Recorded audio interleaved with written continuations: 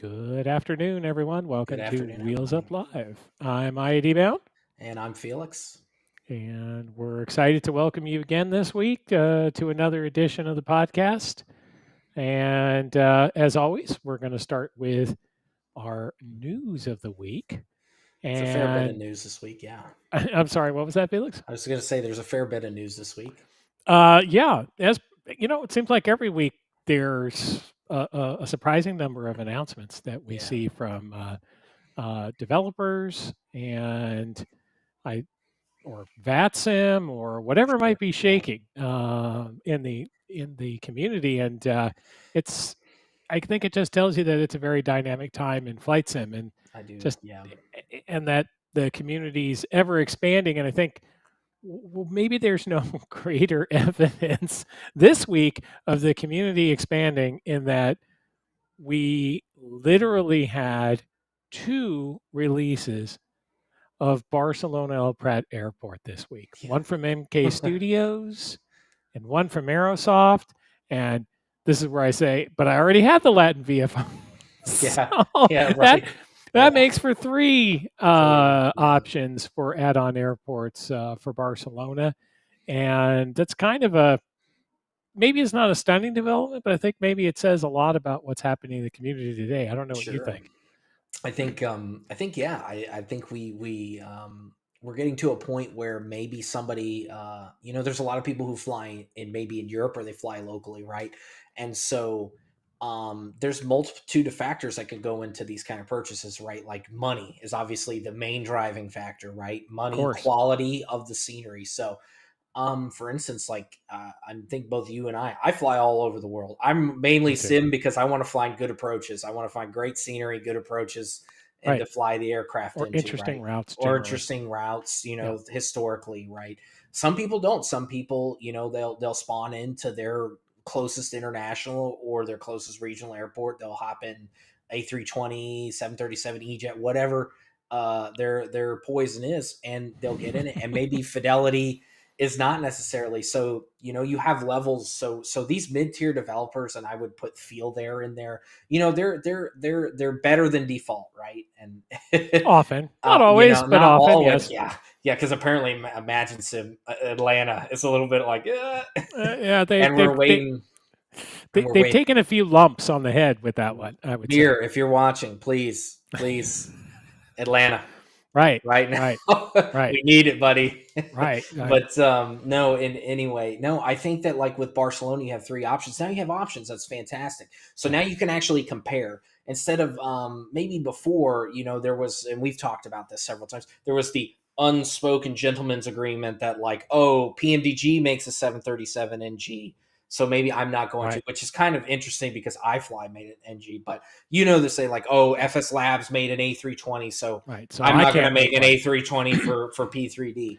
And Right. it kind of limits your options. But now you as the simmer, maybe, for somebody like me, maybe I only fly to the airport once a year or maybe ever, right? Maybe I'm checking Right. a Maybe box ever. Right. off, Exactly. so like I don't like default scenery, but maybe I can go, oh, well, I'll spend five, I'll spend 10, bucks on it and just so that I'm flying into something that's at least somewhat representative of the real world. And so I think these things with the amount of options, I think it's great for the community. I think it is too. And you mentioned about comparison, so it's kind of interesting is that you have two sceneries that were really the same scenery on the same day. Mhm. And what are the approaches that these developers are taking? How are they looking at? So, SimWings had probably.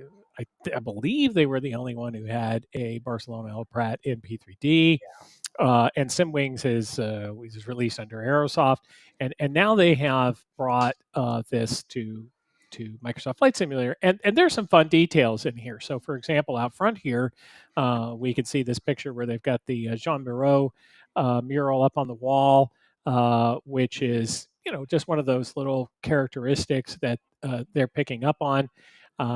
They've also got another one now. So here we can do a little more of maybe a straight comparison. Yes. So this is the SimWings. And you can see it's probably this looks like evening time, early evening, and this is one of the main terminals with the very distinctive shape and design on it. And this sort of caught our attention as we were looking at this before the show, because I mean, this is sort of one of the hallmarks of this airport. Sure. And so, what are you expecting when you see that? And here, if we have a little look, can look at the ground markings. You can look especially at how that terminal has been developed. There's some interesting little lighting around the edge, those sorts of things. But here, this is the one that MK Studios Yeah, has put out. exactly. And it's sort of interesting from my perspective. I think we both agreed that just in these comparisons of the two pictures, how very different Yes. these sceneries are. I would say this one impressed us more, but whether you like something or dislike something, it just goes to show you that there really is a marketplace. Yes. And I always come back to it. I like having more options rather than less options for these things. Um, and we're going to look at another scenery a little later where I think we're really starting to see developers dive deep into making the ground textures in MSFS really look sharp, Yes. which we'll see in a minute. But here's another scene from the MK studios of Barcelona. And again, just the level of detail in here. This is a little busway next to the terminal. You can see it here, or vehicle way for buses or vehicles. And you can just see the level of detail that's in here. We got air conditioning units up on the wall here, just by way of Oh example. man, I can even tell what brand they are too. That's pretty good. Yeah, and just looking at the trusses in the window, just Yeah. Yep. little Exactly. details, and the glass itself, Yes. which I think is absolutely fascinating. And once again, I think has illustrated, at least for me, why Microsoft Flight Simulator continues to be the uptake in the sim community continues to grow. Um, I almost thought for one of our features, I was thinking about kind of the rise and fall of P3D, Yeah. and Microsoft Flight Simulator is amply demonstrating why it really is taking these things Well, to another we level. got a couple of pictures that are going to come up too, where we're going to highlight what it kind of looks like when you're flying as well, Yeah, for our yeah, feature segment. 100%. And so you can kind of see like, wow, this is fantastic. I flew into a Houston Hobby last night in the FSR 500, Yeah, and oh my gosh, that's flying at night in that sim is absolutely fantastic. it It's is, and really cool to have like certain little details, like when if you fly into a cloud and you have pulse lights on, you can actually see like the light actually like refracting off the cloud. It's absolutely fantastic stuff. right now I'm sure So someone's going to tell us, but geez, there's no realistic cloud turbulence. Okay, okay. yeah, Well, there's more coming. maturing sim. Yeah, I mean, I think there's an element where one might wonder, is that more of what we're going to be seeing in 2024 based on Yeah, what they've said about 2024? absolutely. Yeah. Um, And just as a caveat, I know Dan, I think, does. I have all the major sims, so like for me. It's kind of like I fly whatever I want to fly, and I don't try to pigeonhole myself. But that could be a whole different discussion on its own. So, oh, 100%. Yes, but I do have X-Plane and P3D as well, and I've even ventured off into the real esoteric stuff like PSX, yeah, where you're really off yes, in sort of an that could be unusual. its own segment. Right, that could PSX. be its own segment. It would be a fun one to do. So, other news this week, we have an update from Black Square that has rapidly become one of the key developers for general aviation planes. Oh, and before I jump to that, I just want to back up and say you were flying the FSR 500 at night, which is one of Yeah. the most incredible looking planes on the Yes. inside at night. Yes. At Thank you, night. Raul, Yeah. our friend Yeah. Raul, who's on the show. Go back and watch it. Hmm. It's a wonderful plane. Highly Great recommend it night for everybody. textures, absolutely, like you said. Yeah. It's fantastic. But the Black Square Duke and Black Square is rapidly becoming one of the key developers for general aviation planes in Microsoft Flight Simulator. And there's a couple different approaches that they're taking, right? So they've got some planes that are steam gauge overhauls of basically G1000 offerings, primarily in Microsoft Flight Simulator Deluxe or Premium Yep. editions. So there's an update for the Baron, there's an update for The Bonanza, Bonanza. Yep. they've done one for the King Air. by way of example, all very, very, well received in the community. Yes. The limitations there being that, yes, they have overhauled systems, they've done a little flight model tweaking, and of course textures and things like that, but it's not a complete standalone plane. The default PT6 being the glaring issue, the elephant in the room, if you will. Well, if you're for the turboprop situation, right? For Yeah, I guess for the exactly. 850 Yeah. for the TBM, which of course is one of the TBM 850, which is one of the more recent ones. But they are bringing the Duke along, and this one's going to be a standalone, and it's going to have a number of new features. Some of which they're saying they're going to push back into some of the older planes, some of which won't really be available because they're not standalone planes. So this dichotomy creates a little confusion, I Yep. think, sometimes as well with these add-ons. I guess it's good that you can make these kinds of either standalone planes or a modification to an existing plane and have it work for you. One of the other things I think very interesting with Black Square, just as another aside, it's another one of these basically single person developer Yep. operations and doing interesting work. So uh, let's start with the cockpit. So yeah, it looks a lot like a Baron, Yeah. but their cockpit detail is really excellent. One of the things that is different in here is they've implemented a tablet, which is not available in the Steam Gauge upgrade versions, but is available in things that they're doing on a standalone basis. I Yeah. guess maybe perhaps that's some limitations in there, but it's it is without question. I mean, this is a good looking plane Yep. from the I would outside. agree. I know we're not sitting on the outside, so to speak. You're not flying it from the outside, but that cockpit's very sharp. Yes. And I believe there's going to be like a standard version and a turbocharged version. So that's also a nice option. And I think the excitement that is built around all of the Black Square releases just goes to show you that there's a strong GA community, as we've talked about a bunch of times on the show, and that people are really looking forward to having more choices, more selection. And right now, it looks like this will probably come out in April, based on their last developer update. Good stuff. Yeah. Yeah. I know Yeah. you have flown. You have the Chancellor, right? No, I have the. Oh yes, I have the 414 from Fly Somewhere. Yes, I do. Yes. And I recently purchased that. Thank you, holiday sales. And I've done. I think I've been in it a little tiny bit, and I've also got the one that Milviz put out, the The 310, 310. which Yeah. is really nice Hmm. as well. So they got a lot. There's a surprising amount of competition in that segment, and we just had the DA 42 Yeah, I think come that's out, actually the one I'm looking to pick up next if we're right, going to talk from about GA. Yeah. from Cows, I believe is Yes, the the cows. developer Yeah, for that. cows. Yeah, and we featured that the other week. It again, another very good looking plane, lots of interesting work and development and systems. And I think that it's just goes to show you this market is really burgeoning. Now, speaking of another developer that is talked about updates to their product and what they have going on right now, that is Beyond ATC. Yeah.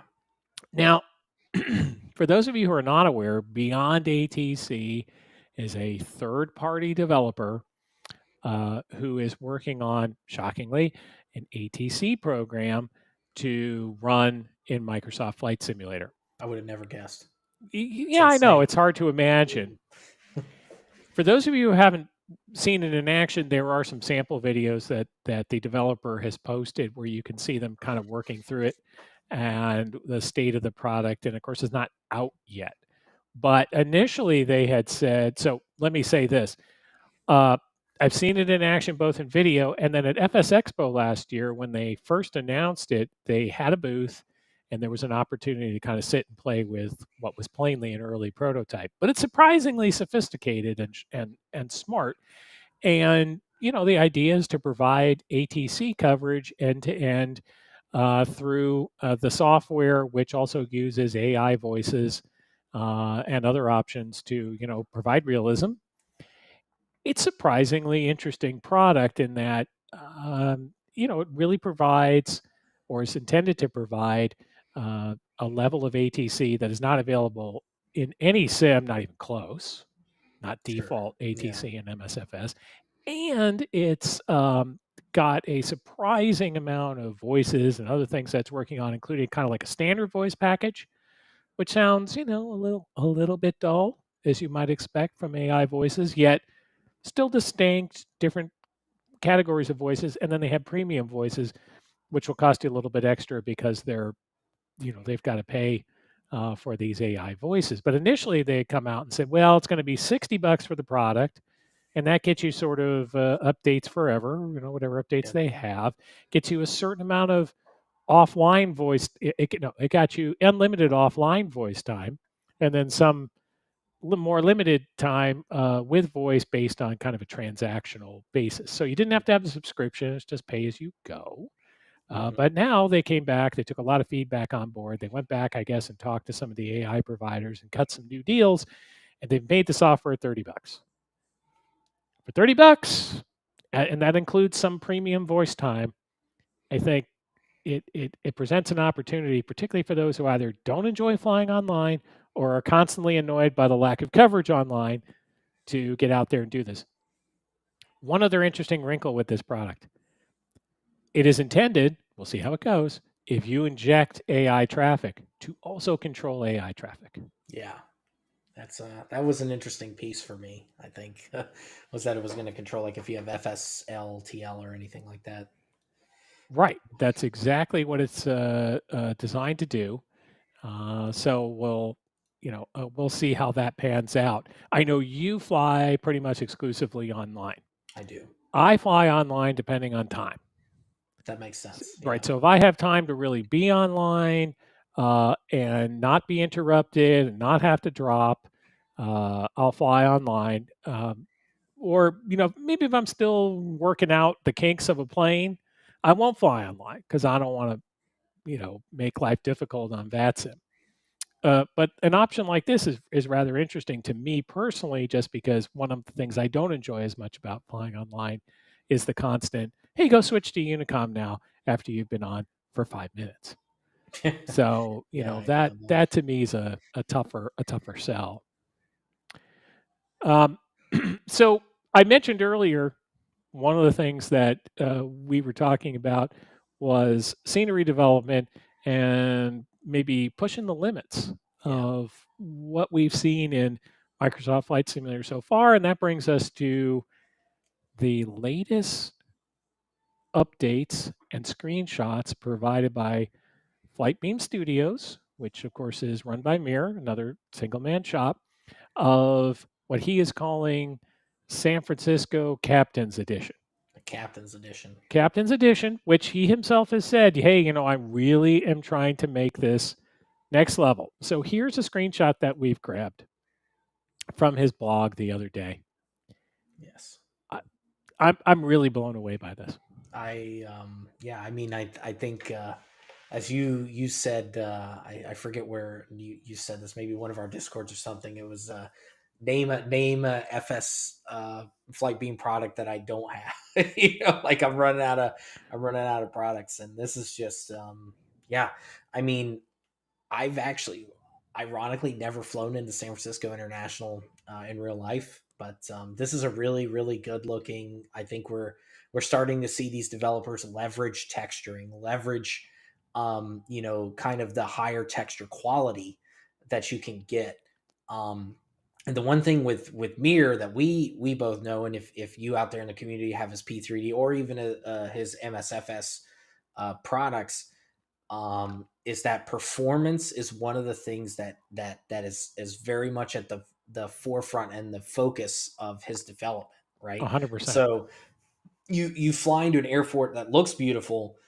You're going to be in a complex add-on, right? Because you generally, airliners are more complex. You're Uh, flying into an international airport, so you're going to be in an airliner, right? And so obviously coming up, we have the 777. That's one of the mainstays of this airport. it's going to be um, and incredible. and so We have an A380 coming out. We have an A350 coming out. You know, eventually the 747 is going to make its way. All these aircraft are very popular. And obviously, we have the 737 already. We have the A320 already. We're going to Sure. have probably multiple versions of all of those aircraft. There's going to be a MAX, all these things. So, and then that's not even to get into some of the classic stuff that's probably going to come out too eventually for the sim. So, you know, these are complex, and performance becomes a thing. And I know we're going to talk about any builds here in a second, but any builds is kind of the highlight of like, well, you know, it looks great, but you know, people were flying into JFK and like getting like 15 frames a second. I know that maybe when I was simming, like we used to pray, we used to thank God when we got 20 frames a second, and that was like a Right. huge deal back in FSX. But now the game's changed. Microsoft Flight Simulator has shown you can have high quality textures, you can have lots of terrain level of detail, you can have it Right. max, and you can still be getting like I get like 50, 60 frames at pretty much any airport with the way my PC is set up. Yeah. And so, you know, when we have developers like Mir who are saying, "Hey, you know, not only is this product going to look fantastic, the quality is going to be amazing, but the performance is going to be top notch," and that checks all the boxes. And usually the price, I think MSP was like $19. It's like $20, right? For He's what you're getting, it's absolutely fantastic quality. So like obviously very very excited, and I think this is probably one of the more anticipated um, scenery releases. Definitely in this sim, you know, and I'm obviously it'll be updated for 2024. So you know, in that sim as well, and yeah, 100%. I agree with you. Amir has said many times, that sort of one of the key secret sauces is getting that performance. I want to come back to that picture for a second, as we were talking about textures. So, yeah, one of the things that really struck me here is these ground markings. So, yes, if going directly back from the Korean airline plane, we could see here that some of the yellow lines are a little bit cut up yep, just from traffic coming over it. I mean, those are the kind of details that are now. I guess they're possible in MSFS. I guess they've always been possible, but to really figure out how to achieve all of that, yep, it has been evident that that has been a process that every developer's had to go through. And I mean, as I see this here, this is starting to bring us into a point where some of the early naysayers who complained about the expanded mesh on the ground here, that makes it look a little more coarse than maybe what you see in X-Plane or P3D. Developers are starting to figure out how to make that irrelevant. yep, Who knows what we'll see in 2024? The implications in MSFS 2024 about, just for example, terrain detail. Some of the things that they were showing with topography suggest to me that that might expand over to ground textures at the airport level, and we'll see if that makes a big difference to us. But it's certainly an interesting development. Now, one thing we don't talk about a lot on this show is helicopters, and I yeah, personally don't fly helicopters, but obviously they're enormously popular in the community. Obviously DCS as well, I guess, which I don't yes, use. But we did have a major release of a helicopter this week, and I know it's something probably Felix you know more about than I do, which is the Miltech simulations Chinook. the There's a Chinook, yes. picture of that. Yeah, this is the. It looks like the German Luftwaffe, or German. It might be the Bundeswehr livery. Somebody will correct me out there. But Undoubtedly. yeah, this is the Delta. So this is kind of like the bread and butter Vietnam, pretty much direct lineage Vietnam chopper. You know, obviously tandem versus the traditional anti torque and main rotor setup. And you know, this is a very very popular. If you're in the helo community, if you enjoy helos, this is extremely popular. It's extremely fast. All the interviews, people that I've ever heard or speak about this thing is, it's actually quite fast for what it is. It's obviously a cargo slash kind of para, you know, maybe paratrooper slash heavy lift helicopter. And it's good to see these things coming into Microsoft Flight Simulator, because I think a lot of people are kind of questioning, oh, the flight model, and now we have CFD. What's that going to mean? Because helicopters have a whole different type of, flight dynamic, right? So you're talking about Sure. gyroscopic precession, and you're talking about some of these concepts that really, like torque. Torque is a huge concept, hence why you have an anti-torque rotor, and they're not called rudder pedals or anti-torque pedals, and that sort of thing, and the way you just control these helicopters, and how you use them. And I think that these helicopters are going to come more into play in Microsoft 2024 when we start talking about missions, right? Yep. One of the things that drew me is I saw one of my favorite helicopters of all time, which is the C-54, the Sky Crane, which is the one that's got the little spindly spider legs that looks like it was designed to pick up a Connex box. That's literally what it was Okay. designed to pick up, a Connex box, mainly used in Vietnam, and now they're all private and everything. They even have a one that has a water buffalo in it that's used for firefighting out in the West, Hmm. in the Pacific Southwest. And yeah, Helos, I mean, this is good for anybody in the Helo community. I haven't tried it. I don't know if I will try it, because I'm more of like a DCS, kind of like helicopters, and they have explodies, and that's fun. But yeah, I'm glad to see this kind of stuff come out, because the Helo community is, as you said, underrepresented, and they do deserve representation just like any of us. So Right, and I think it's been sort of interesting. I think you're right about one thing, which is we saw that in the mission component that they've been talking about for 2024. They one of their highlights is a helicopter. So, one yeah, wonders if that's kind of something they're going to be thinking more about. sure, We also saw like the Beluga, so yeah, we'll see what they've got. But it suggested to me that from the developer standpoint, it might be a lot of opportunity coming up there. We got a couple of other short news stories. We've gone way over our usual news time, yeah, but there's a lot going on this week. One of the big discussions that's come up over and over again is we talked. In fact, we talked about it today. PMDG 777. When's it releasing?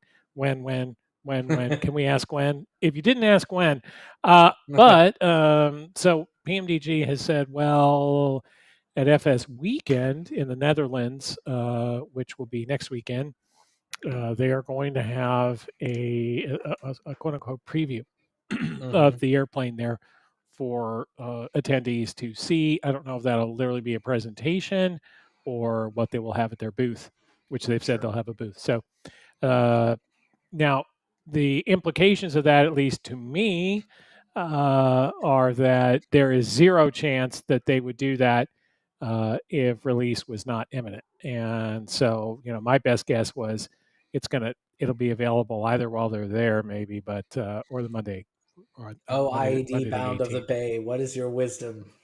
That is my guess. That is my guess. What is your I say, wisdom? I say unto all of you, that is my guess. So let it be written. So let it be done. But anyway, my only point there being this: that it would be very unlike PMDG to Yes. have a preview of that kind and not be And they're doing the really preview, by the way, right. as And well. they're right, release ready. And the reason I say that is I think they did have a longer kind of preview for the very first 737 release, the 737-700. If you remember, they gave it to streamers, and I suspect that they actually intended to release it within a day or two of having handed it over to the streamers Yep. when that crazy bug showed up, landing flaps 40, and the plane was spinning all over the place in one of Fabio's streams, who, by the way, Fabio doesn't stream anymore, I guess, but that's fine.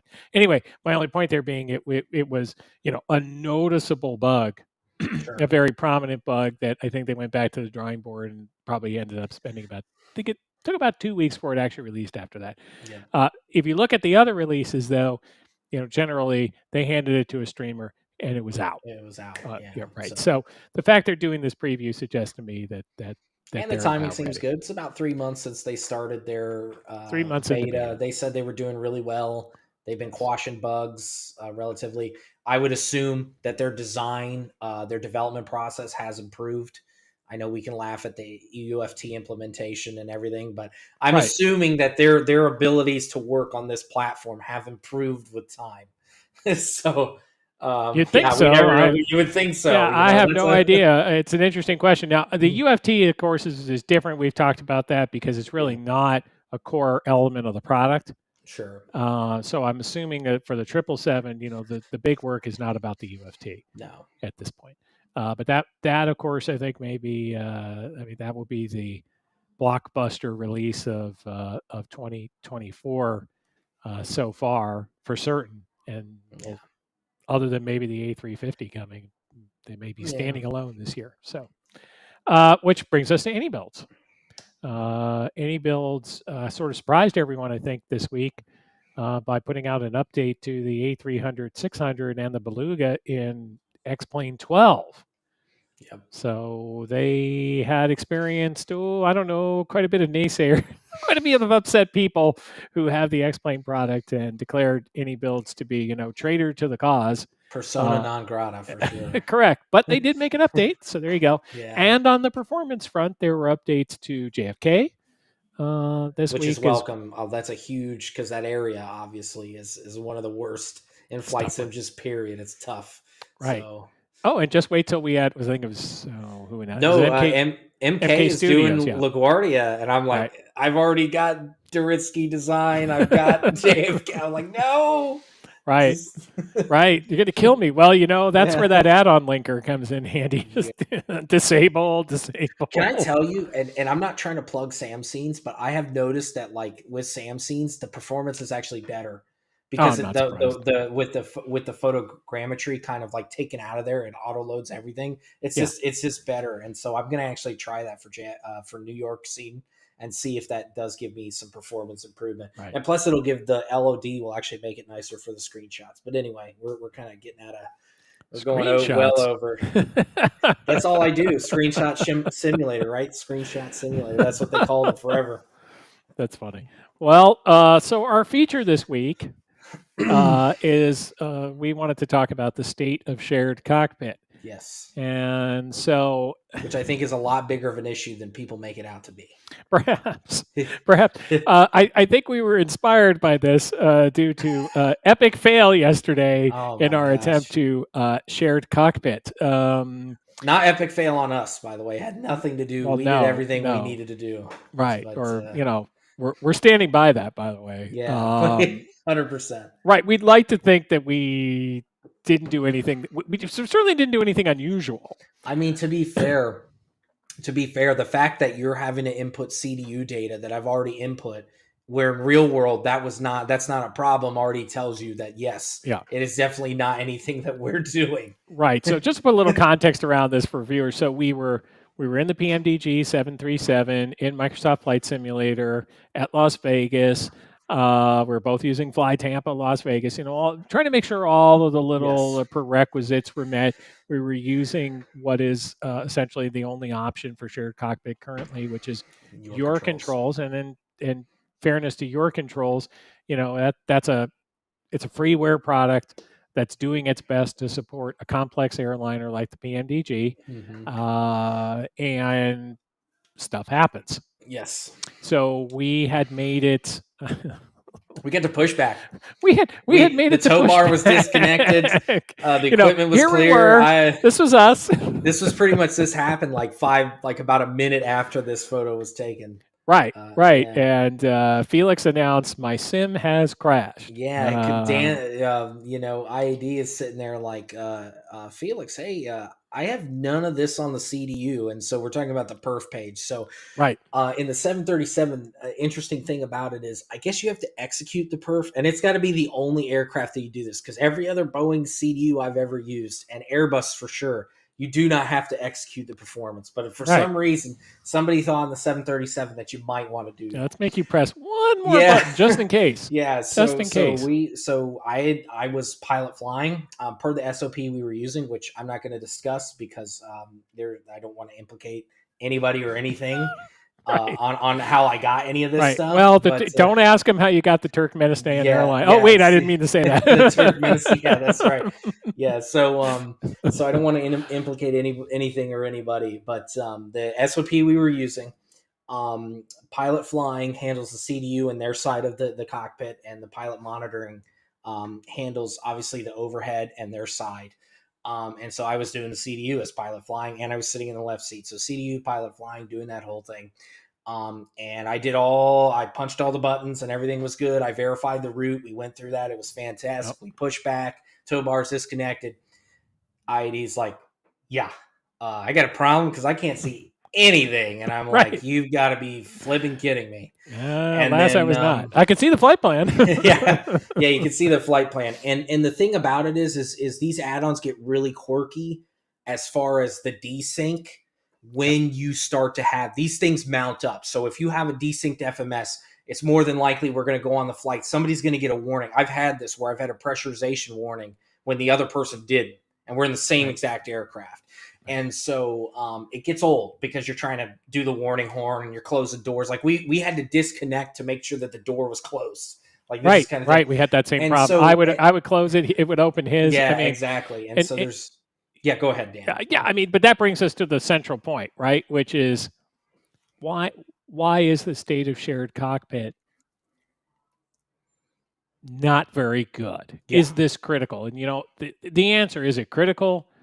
To me, well, no, of course it's not critical. You don't 100% have to have shared cockpit. But these developers are developing these complex aircraft like a 737, an A320, a 777. These are not single crew aircraft. They are not. They can be, by the way. They can be. Can. In the case of an emergency, obviously, they can be flown by end. But the point is, in normal operation, normal circumstance, they are designed to be flown by two. In some cases, we'll talk about the 747-200 we had Fellas last week. Right. That's three, and you could do share cockpit with three person. But we'll get to that in a second. But more to your point, IAD is like, I'm just going to start calling you Dulles. All right. Okay. More to your point, Dulles. More to the point, Dulles, is that you're absolutely right. I don't think it's critical, but can I tell you, we did a your controls flight in the 172 because a couple, probably 2 months at this point, maybe a little longer, I think right before the new year, Dulles got his P1 rating through BAV, British Airways Virtual, who have a really great staff. They have staff with real world pilots, and they do similar to what is akin to if you were to do your ground training kind of in the real world. It's obviously not that involved. Ground it's training not that and flight training, yeah, and flight training, yes. and it's and using VATSIM, using your controls is how they do it, and it's very, very, and from what Dulles was telling me about how the program was set up, how it worked, it was actually sounded really intensive. And so he's kind of been, I'm thinking about doing some real world training. I have a discovery flight I'm getting for my birthday. And we were kind of talking, and we used this, and we were doing patterns. We did some some upside recovery stuff. And it's a very, very fun tool. It's a great tool. And we still have no idea. And there's a lot of simmers that are like us, friends of ours, who are just like, why is this just not something that's mainstream? Some of the greatest experiences I've ever had on flight sim have been on VATSIM doing a shared cockpit flight. There's really nothing like it. Especially if you've got somebody who knows the aircraft, who understands the SOP, who understands how to do a proper, pre-departure brief, approach briefing, that sort of thing. There's nothing like it. Everybody talks about immersion, and in that accent, I just want to say, yeah. And nobody ever talks about how, like, developers, there's only two that we could think of, which would be Hot Start, the Challenger 650, and TFDI 717 that have native shared cockpit. And it's just like, why is that so? Like, you have a PMDG who are like, we are the gold standard, we make the best airliner. How come we can't use it for? We have to have a third party come in, and it's still janky. Like you said, there's nothing against your controls because they're having to basically work with somebody. They're not two systems, right? They're working with whatever Asobo's doing to do networking, right? Because that's the key to it, is networking. Our systems all have to communicate with each other, and then they're working with whatever PMDG's cobbled up together in their code to make the aircraft do what it does. Or so we think, Or so we because think. it's a little bit Yeah. opaque. I don't know Yeah. exactly how they do it, but it looks that way. So, and Yeah. you talked about, so it's a couple of different things, right? So one of the nice things with your controls, and I'll say also you can do this in X-Plane, in the default planes, these don't work half bad. Now, They don't. Felix mentioned that I did this training, this P1 training, which is VATSIM P1. And even there, even with the default Cessna 172 steam gauge, I can tell you that in the number of sessions with the instructors, uh, we had inconsistencies or we lost connections. It happens, and what's happening, I think, is that is worse in my view, is there doesn't seem to be any, as Felix was suggesting, sort of rhyme or reason as to why you're getting better or worse experiences plane by plane. I think one of the things that I've seen in Microsoft Flight Simulator as somebody who has a lot of hardware I play around with is that I have found there's a lot more challenges setting up some of the gory detail items. Like if you just want to set up a throttle, it's fine, but you're trying to control a switch, you're trying to control this, you're trying to control Yeah. that. A lot of that stuff's not really assignable. Every developer's got its own, LVAR, MSFS have now got, B variables and H variables and L variables and, all kinds of things that are just creating all these different layers. And my guess would be, and I'm not positive here, but my guess would be is that what's missing is two things. One, standards, Yes. right? Two, toolkits, tools. Something is amiss here. Yeah. And I find it especially frustrating to me, not so much because, I must have shared cockpit in every plane all the time, everywhere. But it's about making resources available. And so, if Microsoft is focusing particularly on 2024, and we talked a little earlier about missions, well, missions aren't done by yourself. You don't do them in a vacuum Yeah. in the real world. Why not have more of these interfaces built into it so Yeah. that it works? Because they certainly spent a lot of time and effort on group flight. Mm-hmm. You can do a lot of group flying. Watch somebody else who's flying near you. They're marked. You can see them. But as interesting as that is, and it's not a bad thing. I think real shared cockpit environment would make a lot more sense, and especially with these complex airliners. Yes. Right now, and Felix was saying, well, it's a lot of fun, as particularly got someone who knows the SOPs and these other pieces. And I'm thinking, he didn't mean me, but I appreciate the thought because most of his shared flights have been with people who are better at that than I am. But I that think that don't sell yourself short, Judge, to quote a favorite movie of ours. It's fine. Yeah, but right? How do you measure yourself against other pilots? By height. But I mean, just as a practical matter, I come back to this. We talk about it all the time. Just because some portion of the community doesn't use a certain thing doesn't mean others don't really want to. Yes. And we want to have more. I think we all want to have more flexibility. We all want to have more integration. And and you said immersion. And it would really, I think, benefit the community to have more established and clear ways to have shared cockpit. And MSFS is not the only one suffering from this, Yes. right? As we X-Plane know. doesn't really have this either. Again, there's another freeware product that somebody's working on. So I just caveat.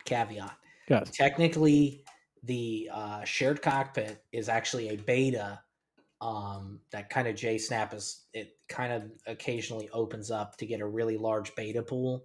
Right. So it's not technically freeware. It will go whenever he decides. Okay, If he fine. But for the decides. moment, it's a Yes, freeware it's product. for the moment for those who are in beta, Right. which both of us are. It's a freeware product. You're absolutely Fine. right. But I just Fine. wanted But to make sure throw that caveat. It's not a fair freeware point. There product. is another product that is a freeware. I always forget the name of it that I used Yeah. for a little bit in X-Plane in starting that training. I forgot the name, but my only point there being that X-Plane's another one where that doesn't really exist natively. No. It would be good if it did for the exact same Yes. reasons. We talk about, you mentioned the 742 from Fellas, who was on last Oh, week. Thank you, Fellas, yes. again for coming on. Thank you, fellas. It, Yes. That's one where there's a captain, first officer, and a flight engineer station.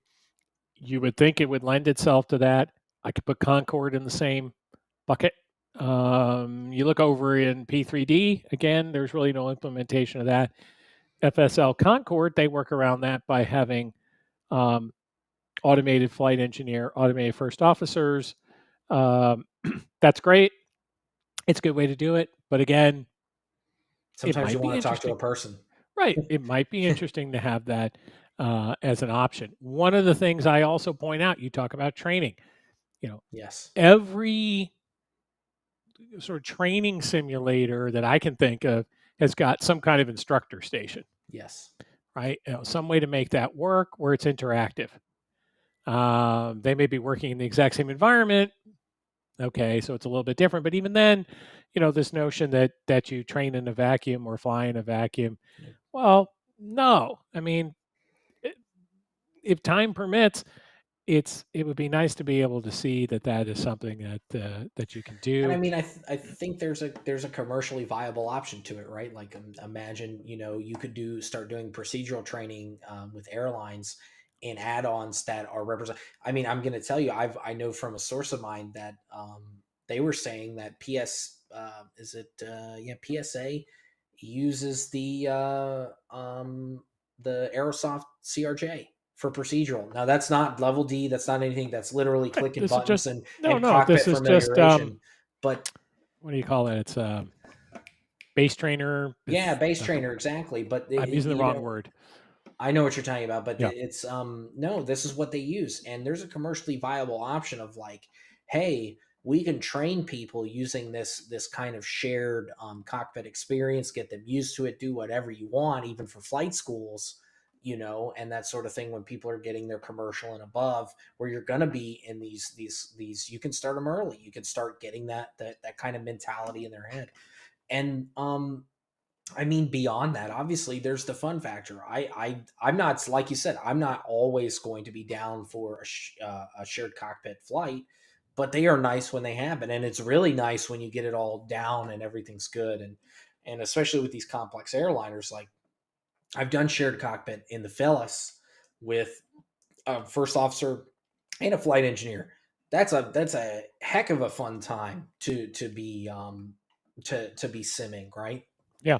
And so I think that it's just really interesting that no, I don't know why developers haven't pegged up on that. I mean, VATSIM has been a thing for almost a quarter of a century at this point, right? Yeah, and somewhere in and that neighborhood. so and we've been able to get online, we've been able to do all these things. Why is shared cockpit in the is it really a difficulty of development? If you say, hey, it's a difficulty of development, like this is like trying to develop in the fourth dimension or the fifth dimension, like, okay, yeah, okay, I'll put my hands up and be like, you know what, I understand.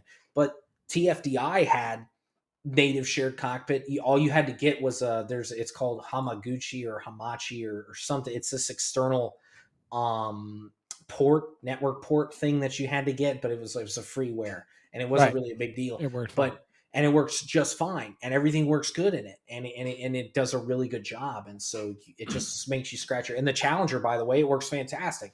Right. Toto does like a shared flight almost once a month or once a week in it, and Yeah, it works flawlessly. And it's like, well, why can't other people?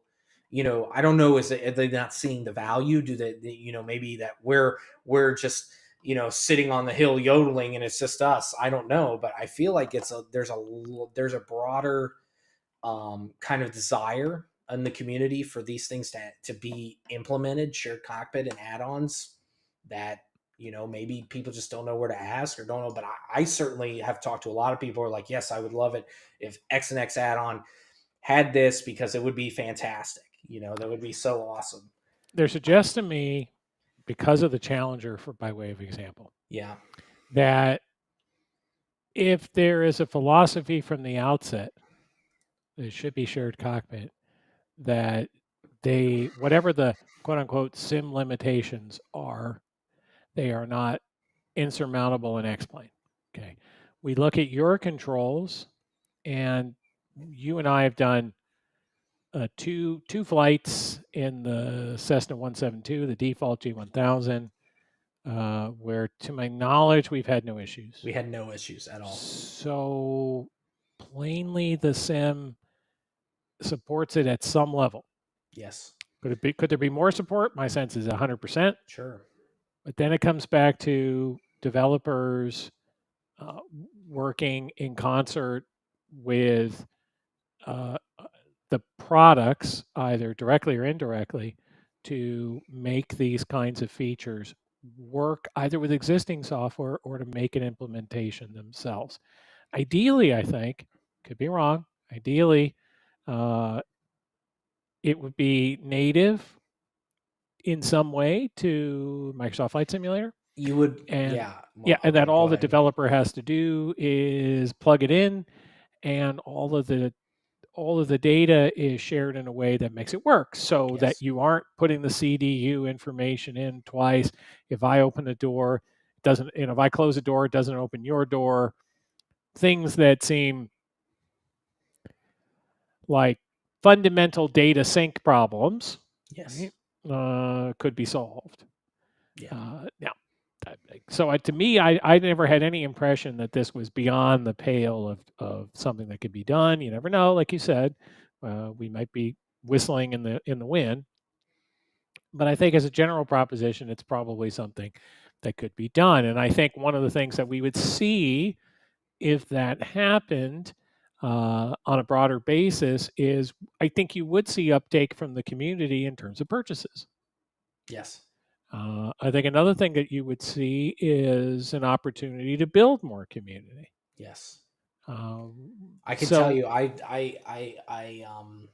I see it as a tool too. So, for instance, right, we talked about what if you've got somebody who wants to go on VATSIM or wants to go fly online, right? So we talk about Pilot Edge, okay? So, maybe I do get that subscription to Pilot Edge.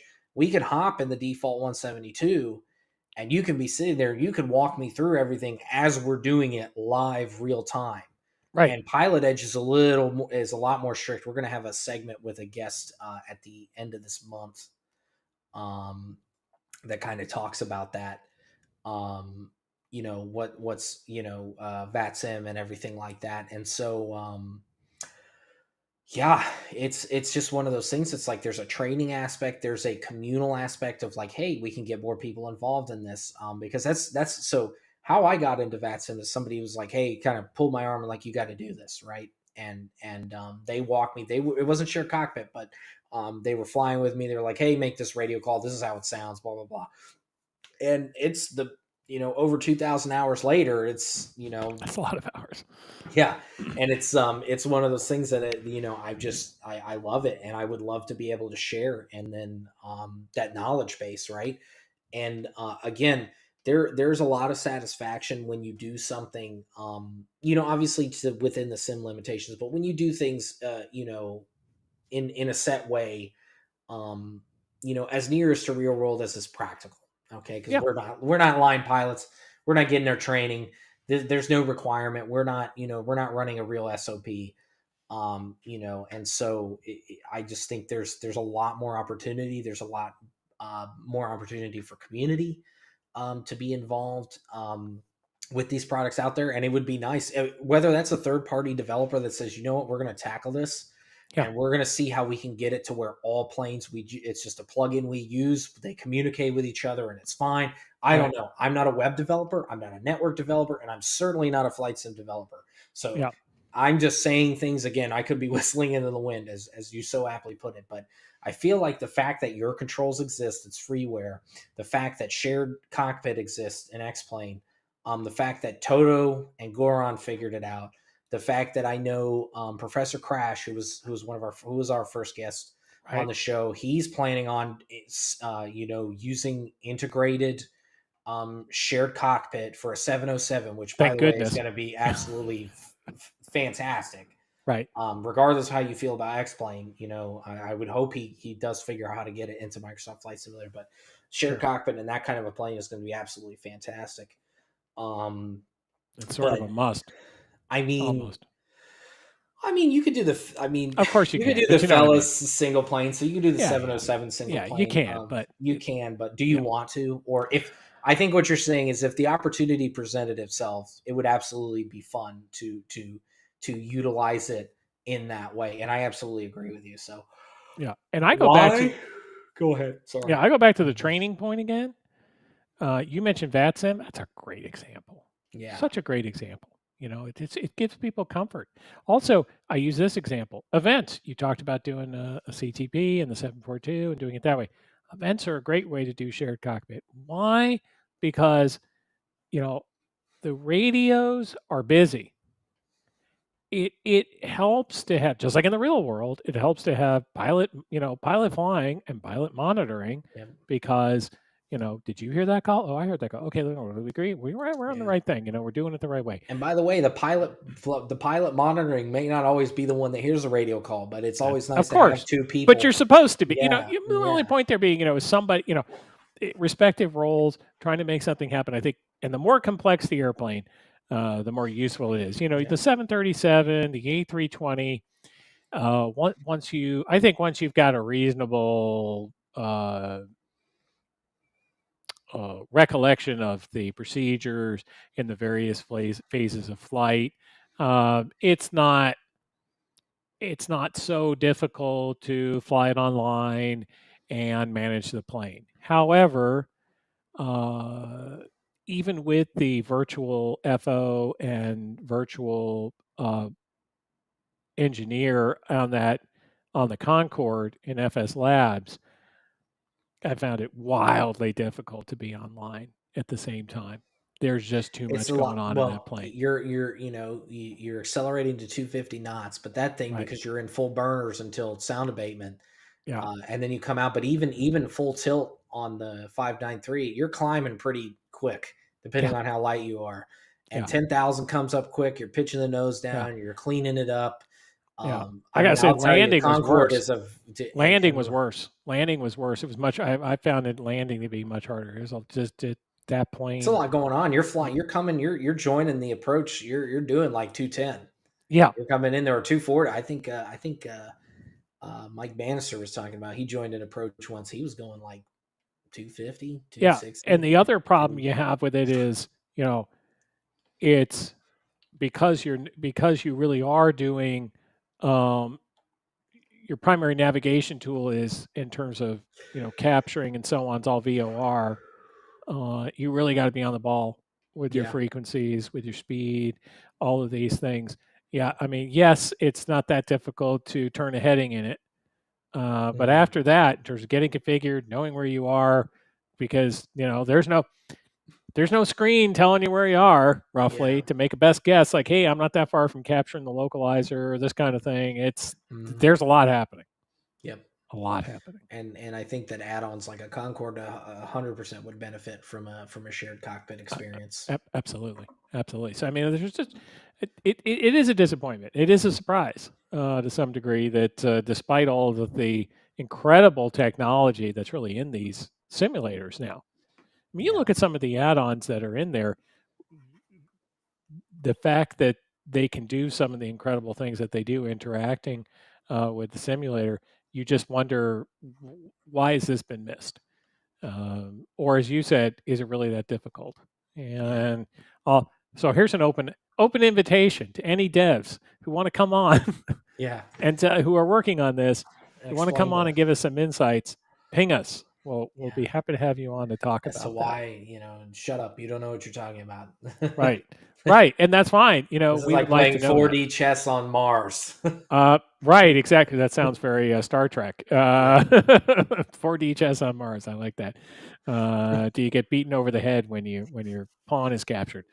But regardless, I think one of the things that we've seen is that almost every corner of the industry is being plumbed at the moment. We talked about Beyond ATC earlier. Well, that's an area where a zillion people complain. There's also say intentions.ai, which is another product in that same space that are now trying to make, realistic ATC controlling, at least as far as you can with the technology that's available. It's a big step forward. We've seen a lot of work on group flight in Microsoft Flight Simulator. Something tells me that maybe we are close in some way to getting a shared cockpit that really is more universal. So we got our fingers crossed on that. Yep. So we're coming up on our hour here, Felix. We are. I Parting wanted to shots. parting shots. Yeah, exactly. Well, mostly to thank everyone, of course, for tuning Yes. in. If you're watching us live or watching us on a recording, we'll hope you subscribe. Let others know as well.